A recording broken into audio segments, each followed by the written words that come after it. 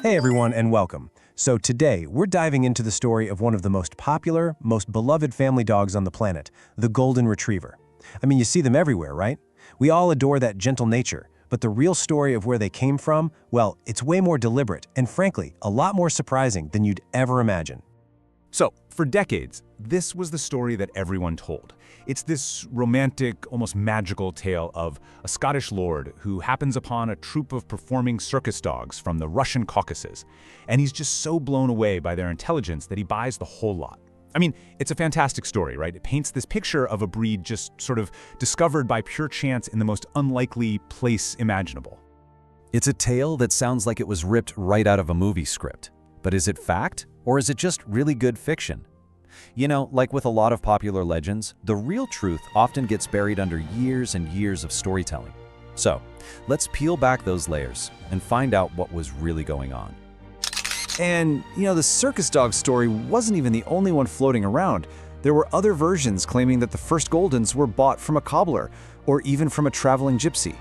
These stories really captured people's imaginations for almost 100 years, and they added this whole layer of mystery and exoticism to the breed's backstory. Okay, but here's the thing. The actual truth isn't a story about chance or luck at all. It is a story of meticulous, deliberate design. The real origin of the Golden Retriever isn't in some circus tent. It's found in the detailed, handwritten records of a visionary Scottish aristocrat who set out to build his perfect dog, literally from the ground up. So meet the mastermind, Sir Dudley Marjoribanks, who later became Baron Tweedmouth.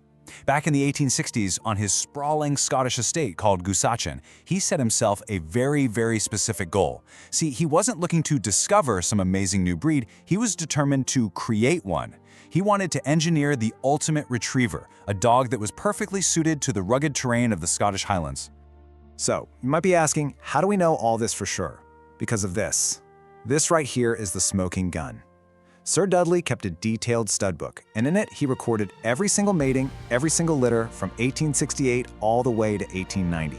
It was eventually discovered by his great-nephew and published in the 1950s, and it completely debunked all those circus myths. It revealed the precise scientific recipe he used to create the Golden Retriever.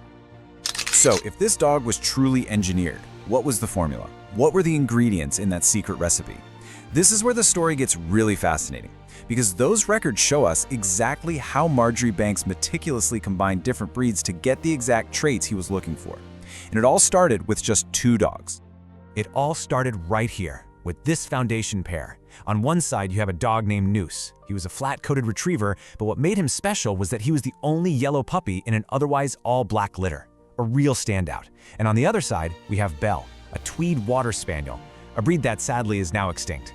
In 1868, Marjoribanks mated them, and that single pairing, that became the foundation for literally every single Golden Retriever in the world today. And this table is where you can really see his master plan in action. He didn't just stop with Noose and Belle. Nope. As you can see, he took their offspring, a female named Cowslip, and started this incredibly methodical process of outcrossing. He brought in a red setter, probably for its amazing nose and that beautiful color. He then crossed back to another Tweed Spaniel to really lock in those water-loving traits. And later on, the records show he even added a little Labrador Retriever and a sandy-colored Bloodhound into the mix, all in this relentless pursuit of fine-tuning his perfect dog. And what started as one man's very private project quickly, and I mean quickly, gained momentum. You can see it right here in the timeline. By 1911, other enthusiasts had formed the very first Golden Retriever Club. Just 2 years after that, they scored a huge win, official recognition as their own distinct breed, separate from their flat-coated cousins. By 1920, that iconic name Golden Retriever was made official. And finally, in 1932, the American Kennel Club gave its stamp of approval. The creation was now complete and ready for the world. So, after all of that meticulous planning, all that careful crossbreeding, what was the end result? Did Sir Dudley Marjoribanks actually achieve his goal of creating the ultimate retriever? Well, let me tell you, the answer is a resounding yes, and the results, they absolutely speak for themselves, even today.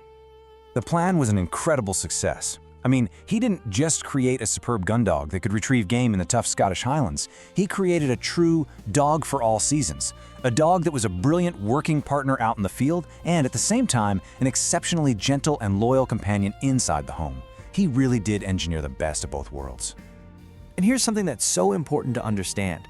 That famous golden temperament, that was no accident. The gentle, affectionate nature, the high intelligence, and that biddable quality, that eagerness to please that makes them so easy to train. All of these were traits that Marjoribanks was specifically selecting for. He deliberately engineered a dog that was just as good with children as it was with retrieving a bird. But the story doesn't quite end there. The incredible success and the unbelievable popularity of this perfectly engineered dog has, over the last century, led to a legacy that is both wonderful and, well, in some ways, it's also deeply bittersweet. The very thing that made them so loved has created a huge unforeseen challenge. Yeah, the secret got out. From the UK to the US, Canada to Australia, the Golden Retriever has consistently been one of the most popular, most registered dog breeds year after year.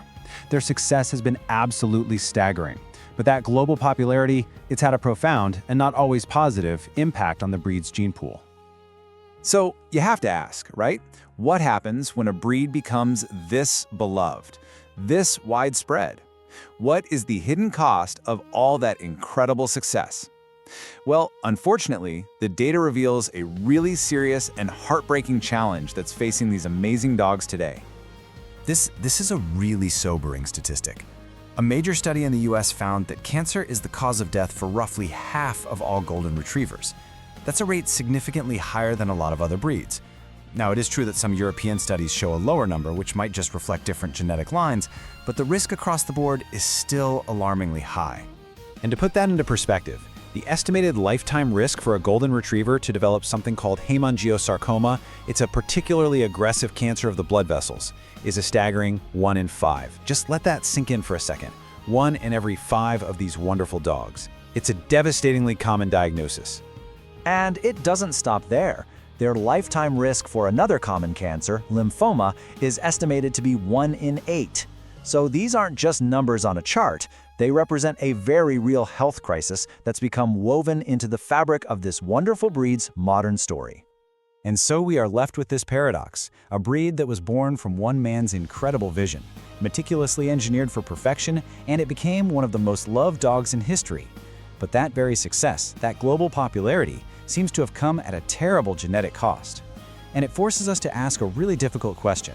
When we take it upon ourselves to design a life form, what is our ultimate responsibility to safeguard the future of the very creatures we so carefully and so lovingly create?